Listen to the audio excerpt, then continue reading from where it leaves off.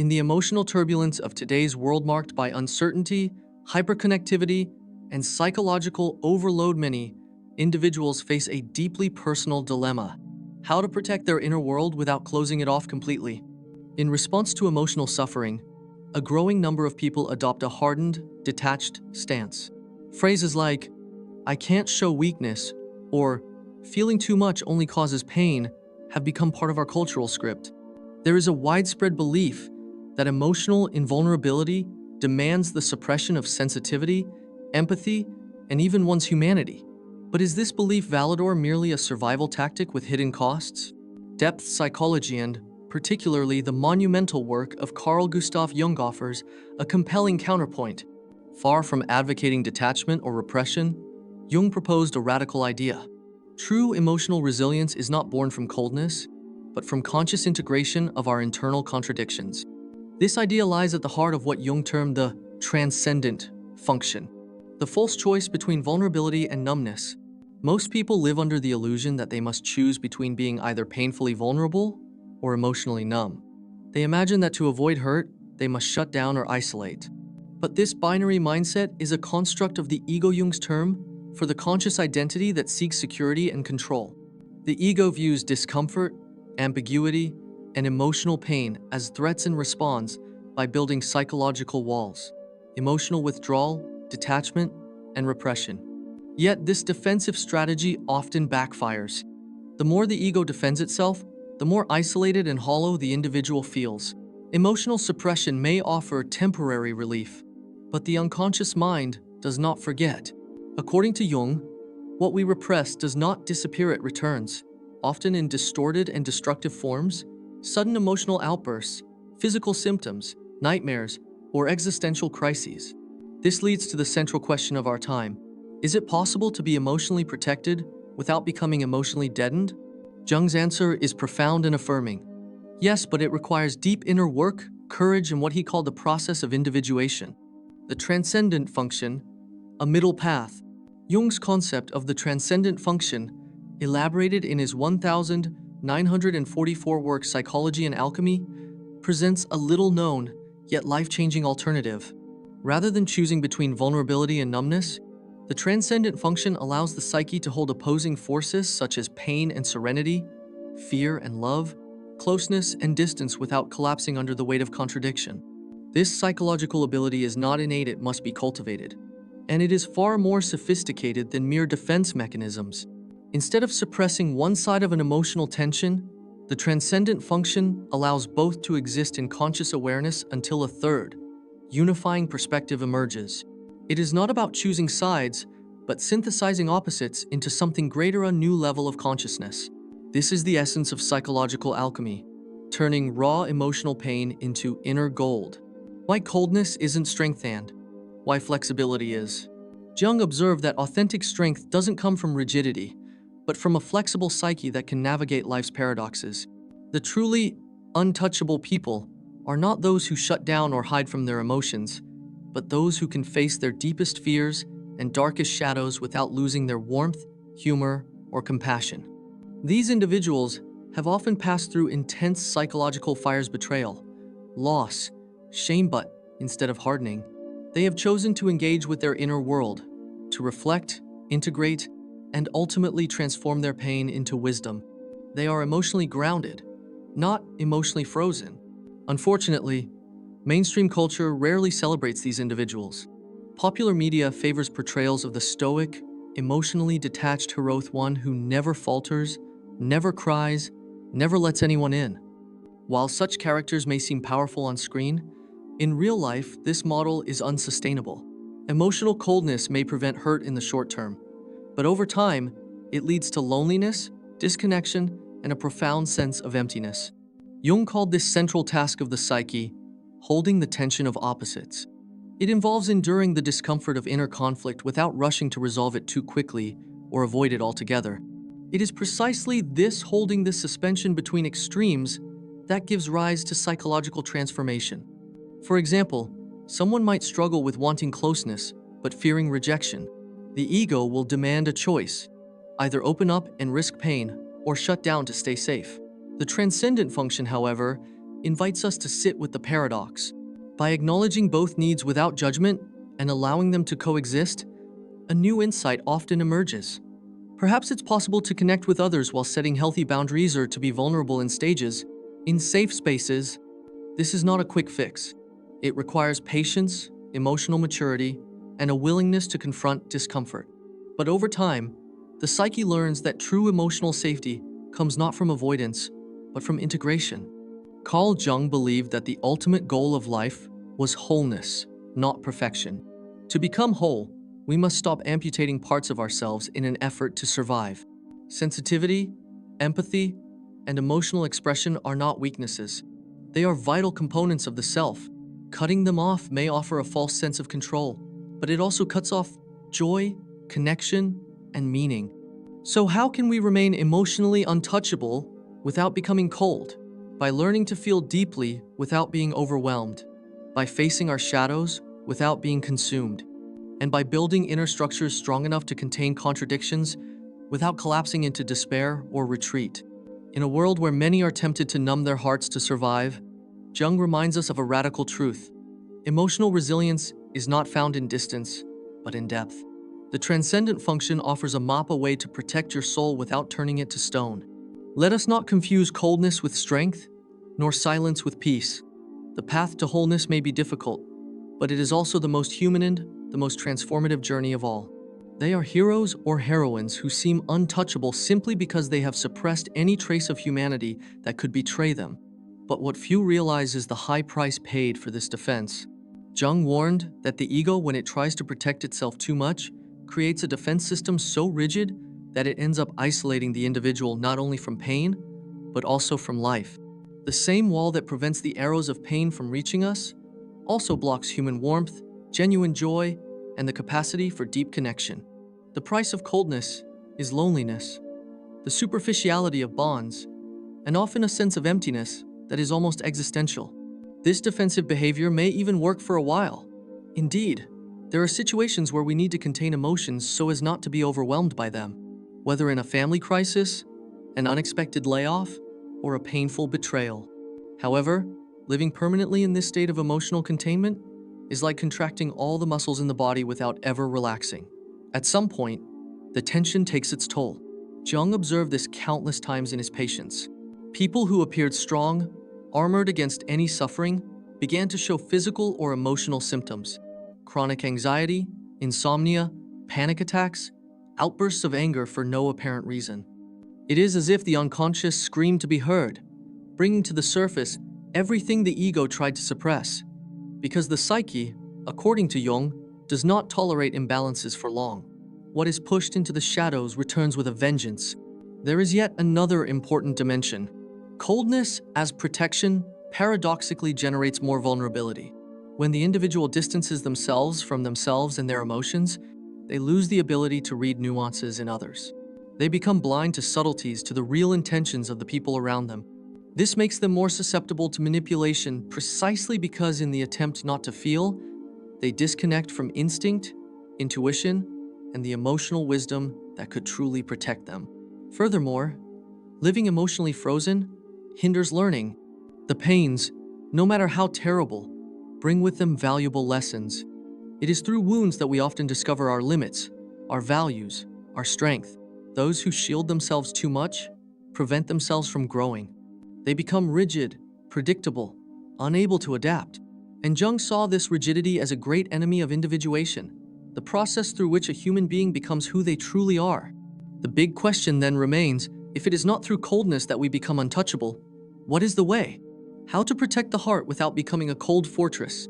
And this is where the concept that can completely change the way we see true emotional strength comes in. In the next part, we will explore the central idea that Carl Jung brought to the world, the transcendent function, and discover why it is perhaps the only real way to be untouchable without becoming cold. If this content is making sense to you, click the subscribe button and subscribe to the channel. Thank you for your support. At the heart of Carl Jung's analytical psychology is a concept that, although little known outside the deeper circles of psychology, possesses immense transformative power: the transcendent function. For those seeking to be emotionally untouchable without hardening or isolating themselves from the world, Understanding this concept is absolutely essential. Jung observed over decades of clinical study that the human psyche is not built to function solely at extremes. Within each person coexist opposing forces: love and hate, courage and fear, compassion and indifference, the desire for connection and the desire for isolation. According to him, human suffering often arises not from the existence of these opposites, but from the ego's desperate attempt to choose only one side, repressing or denying the other. The transcendent function is Jung's answer to this dilemma.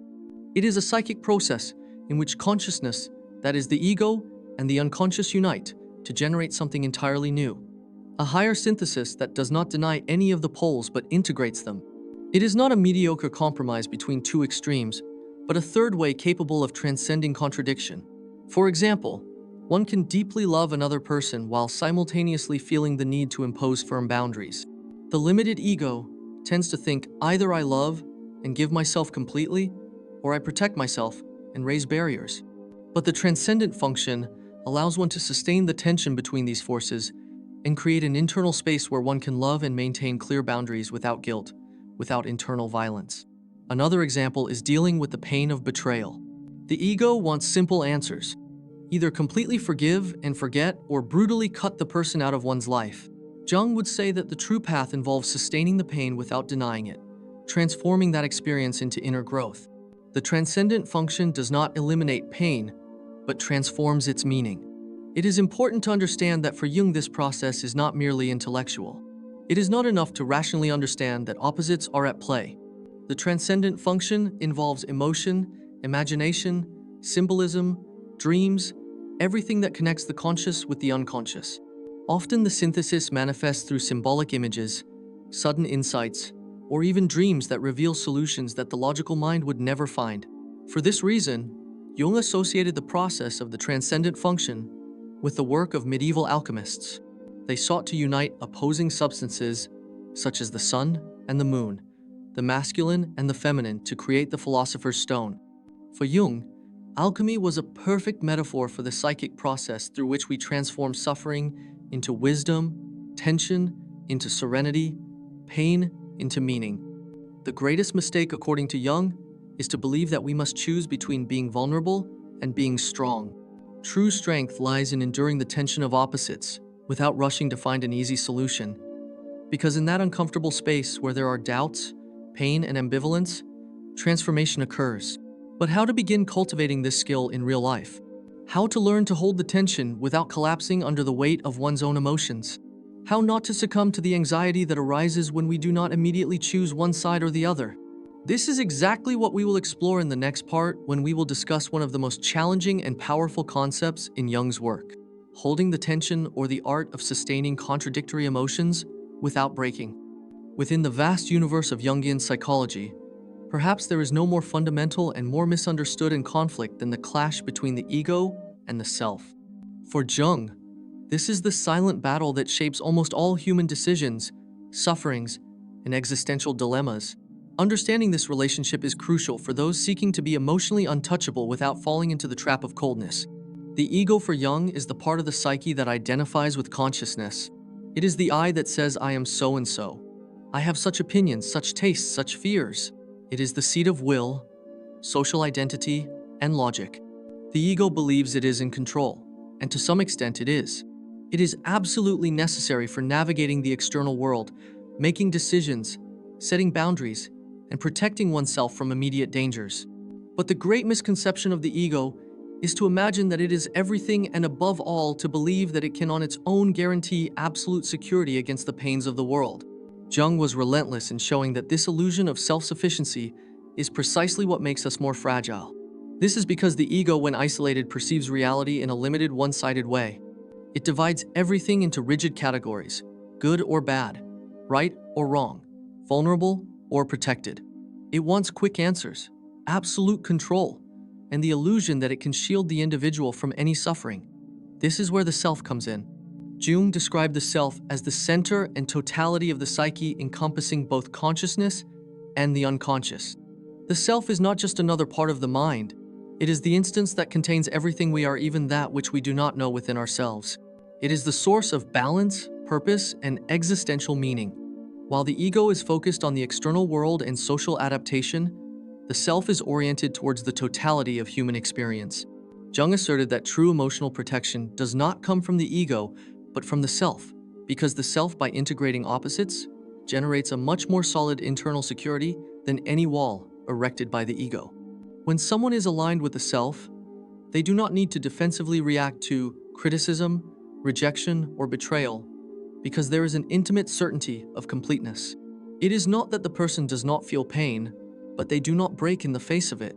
There is something greater, an internal axis that remains firm. One of Jung's greatest insights was realizing that the more the ego tries to protect itself through rigid control, the more it disconnects from the self, and paradoxically, the more vulnerable it becomes. This is the case for people who live tense, distrustful, isolated lives, always afraid of being hurt, and who therefore end up living in a permanent state of anxiety or bitterness. The ego is in constant war, but this war is against internal enemies projected onto the external world. The self, on the other hand, does not need to fight. It offers a natural protection that comes from the feeling of wholeness. As Jung wrote, the self is both the center and the circumference. It is the fixed point around which everything revolves, but it is also the whole that contains each of the parts. Living aligned with the self means accepting our contradictions, recognizing our shadows, but also trusting in the possibility of integration. That is why people who seem untouchable without being cold often convey a serenity that is not feigned. They know their pains, but they do not define themselves by them. They know they can love intensely without losing their individuality. They can set boundaries without cruelty because their strength does not come from hardening, but from this intimate connection with the self. But connecting to the self is not simple.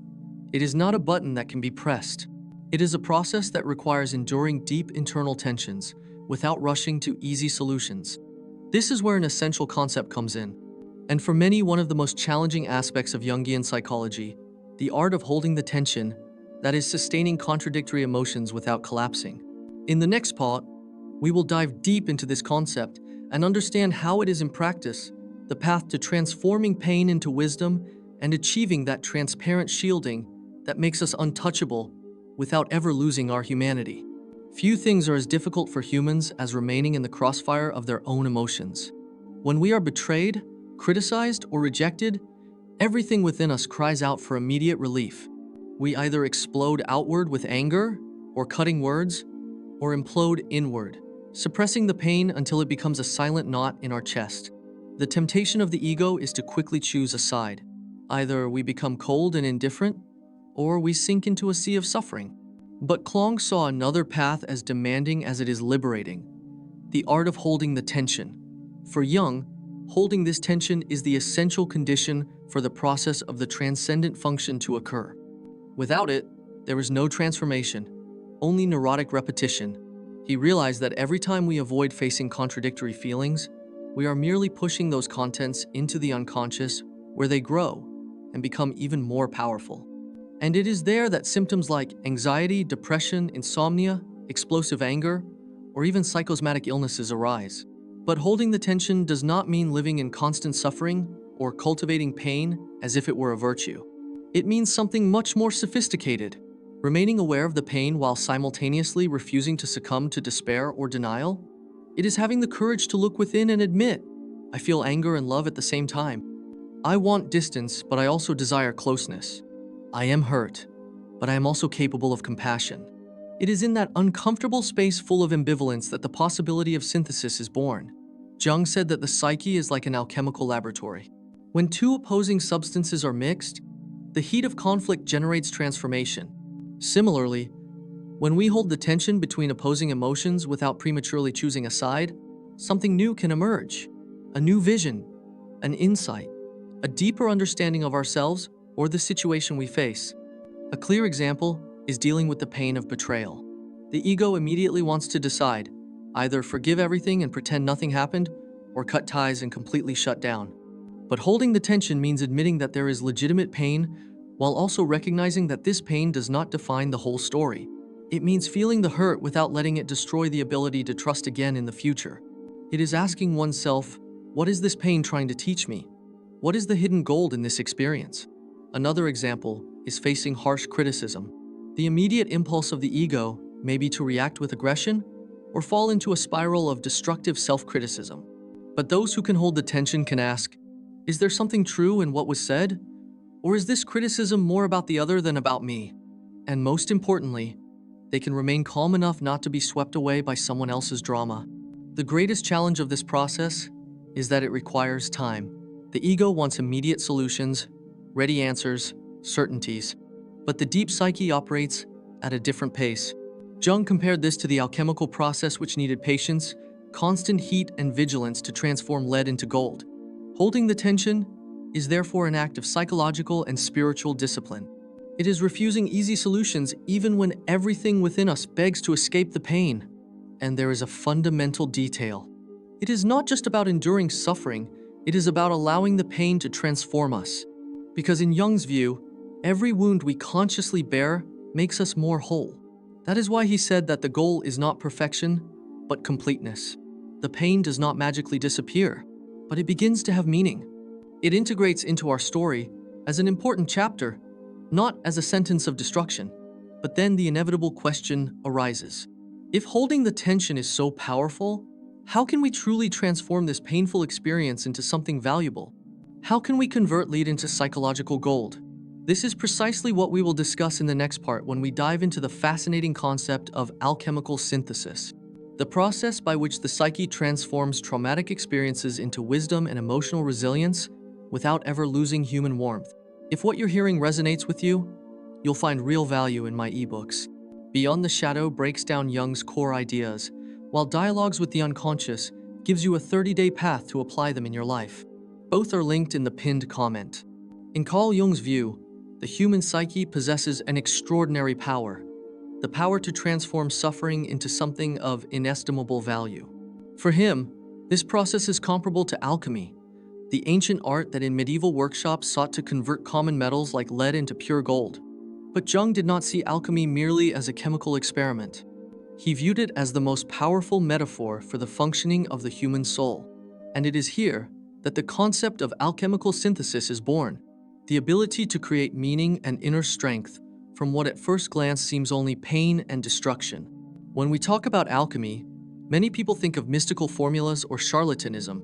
But for Jung, alchemy was a symbolic language through which ancient generations attempted to describe profoundly psychological processes. The alchemists spoke of salvoagula, dissolve, and coagulate.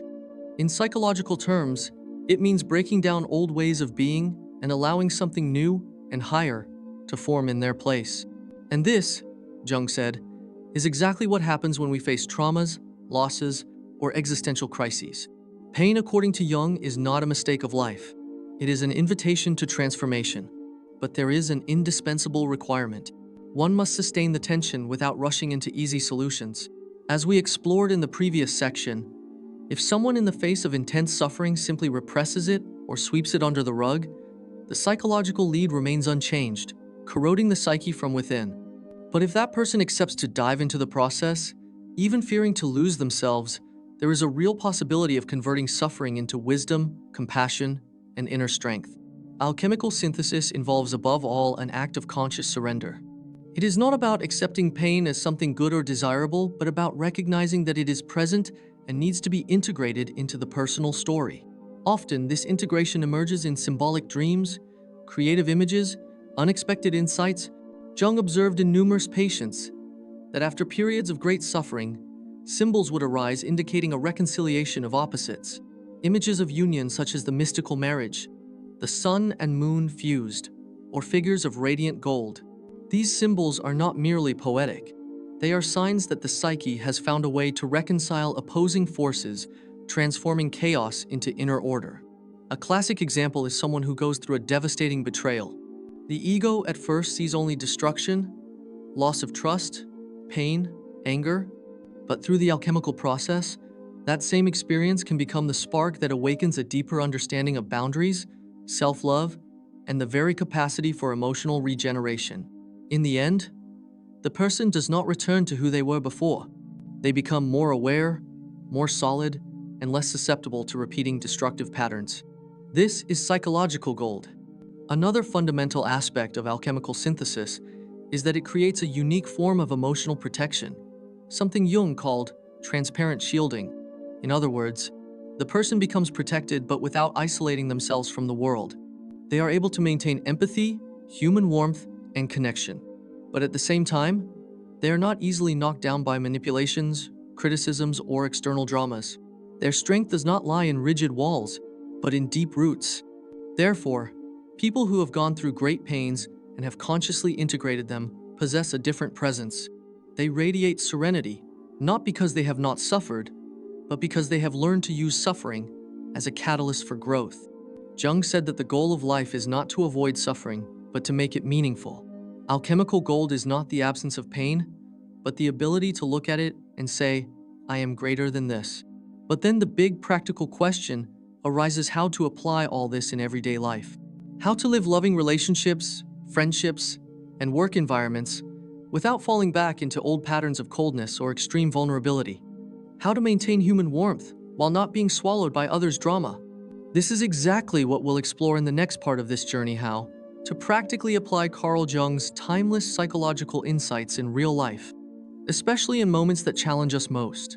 Whether in the everyday tensions of relationships, the emotional weight of betrayal, or the silent battles we fight within ourselves, we will discover a powerful truth. It is possible to become emotionally untouchable without ever losing the warmth, empathy, and sensitivity that make us human. As you reach the end of this exploration, a truth begins to emerge, uncomfortable at first, yet deeply liberating. Emotional invulnerability does not require you to be cold, distant, or withdrawn from the world. On the contrary, it calls for an inner resilience cultivated through deep self-awareness and the integration of your most conflicting emotions. It's not about hardening your heart, it's about awakening your soul. The lie of emotional coldness. Many people believe that to avoid pain, they must build walls, that expressing emotion is a risk, that the world is too cruel to let your guard down. From a young age, we're often taught to hide vulnerability. We hear things like, don't show your feelings, or if they see you care, they'll use it against you. These messages plant a deep-rooted belief. To survive emotionally, we must become impenetrable. But as we've seen through the lens of Jungian psychology, this strategy is a trap. The same walls we build to protect ourselves from suffering also block us from receiving love, joy, intimacy, and authenticity. They keep pain out, but at the cost of life's most meaningful experiences. The soul's paradox. Opposites in harmony? Carl Jung taught us that the human soul is not a place of simplicity, but of complexity, often even contradiction. Within each of us exists a battlefield of opposing forces: joy and sorrow, love and fear, connection and isolation. The ego desperately tries to pick a side, to simplify what is inherently complex. But Jung showed us a deeper path of the transcendent function. Rather than choosing between strength and sensitivity, this path teaches us to hold both simultaneously, to sustain the tension between opposing impulses long enough that a deeper truth can emerge, not through avoidance or suppression, but through transformation. Jung compared this to alchemy. Just as ancient alchemists turned base metals into gold, we can turn emotional chaos into inner clarity, suffering into wisdom, and fear into compassion. This inner transformation is not a mental trick or spiritual bypass. It's a courageous commitment to look at our inner contradictions with honesty and to stay with them long enough for change to arise from within. The courage to feel without breaking. To hold emotional tension without collapsing is no small feat. It requires extreme psychological courage. It means facing your pain without denial. It means recognizing your own shadow sides not as flaws to be ashamed of, but as parts of yourself that seek integration. True resilience is not about avoiding breakdowns or never being hurt. It's about developing the strength to feel deeply without falling apart, and to remain open without being consumed. This is what Jung meant by becoming whole, not perfect, not unaffected, but fully human. And from this inner alchemy arises something rare: transparent shielding. What is transparent shielding? Jung described a psychological state in which a person becomes deeply rooted in their own self, not in ego defenses, but in the integrated self. In this state, you are no longer a hostage to others' opinions, criticisms, or manipulations. You are not easily shaken, nor easily closed off. You can stand firm, speak your truth, and still remain kind, warm, and open to connection. This isn't invincibility in the superhero sense, it's emotional sovereignty. You're not a stone wall, but a strong container. You don't stop feeling, you stop over-identifying with the chaos of emotion. You protect your peace not by disconnecting from the world, but by becoming more connected to yourself. The practice of becoming untouchable. But let's be clear, this is not a final destination. This kind of psychological maturity is not a one-time achievement, it is a path, a practice, a way of being. It's a decision you make every single day, to turn inward instead of blaming outward, to stay with discomfort rather than avoid it, to trust that from your inner confusion, something wise, something ordered, something golden can emerge. This practice does not mean being soft all the time. It doesn't mean letting others walk over you. It means knowing when to open and when to protect, when to speak and when to listen, when to stay and when to walk away, all from a place of clarity rather than fear. You can be strong and sensitive. If there's one message this journey is meant to deliver, it's this. You don't have to choose between being strong and being sensitive. You can be both. You can love fiercely and still set boundaries. You can cry and still be powerful. You can show vulnerability without being weak. In fact, that's where your greatest strength lies. Now I invite you to reflect. Where in your life are you struggling to find that balance? Is there a situation where you shut down too much or exposed yourself too soon? Share your story in the comments. You never know who you might inspire. Someone may be silently going through the same internal storm and need the wisdom of your experience. And if this reflection spoke to you, be sure to subscribe to the channel, leave a like, and share this message with someone who may need it. The next video continues this important conversation and offers more tools for your process of self-discovery and inner resilience. Because the journey to becoming emotionally untouchable without losing your heart is not about escaping pain. It's about transforming pain into power, fear into presence, and contradiction into wholeness. And that journey begins within.